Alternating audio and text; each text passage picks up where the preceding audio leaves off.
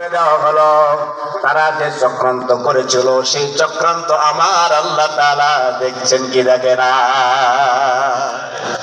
একটা বৎসরও হয় নাই, একটা বৎসর হয় নাই, আল্লাহ তাআলা উত্তম কৌশল অবলম্বন করে পৃথিবীর থেকে বিদায় করে দিল।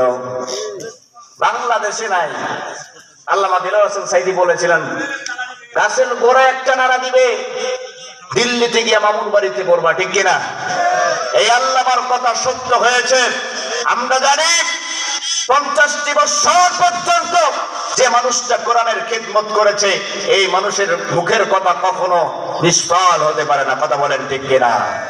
আবারও নতুন করে গজাইছে, আবারও নতুন করে বাংলার জমিনে গজিয়ে উঠেছে।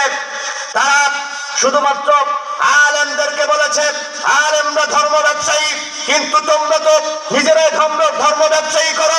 ভোরের সময় আসে, তোমরা মাথায় টুপি দিয়ে পাঞ্জাবি একটা পরনে পরে 5 ওয়াক্ত জায়গায় 7 ওয়াক্ত তোমরা নামাজ আদায় করো। এরকম ধর্ম ব্যবসায়ী আছে না নাই? আছে না নাই? মিজানুর রহমান না আজারি না মাজারি বলে না, বলে না, বলে না, বলে না?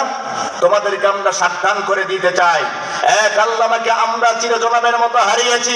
বাংলাদেশের এমন কোন নজিরে আর কোন আল্লামাকে, আর কোন তাফসীর কারককে, আর কোন ওলামায়ে কেরামদেরকে এই বাংলার জমিন থেকে আমরা হারাতে দেব না, দেব না, দেব না। কে কে রাজি আছো? মুসলমান দুই হাত উঁচু করে সেই আল্লাহকে দেখা।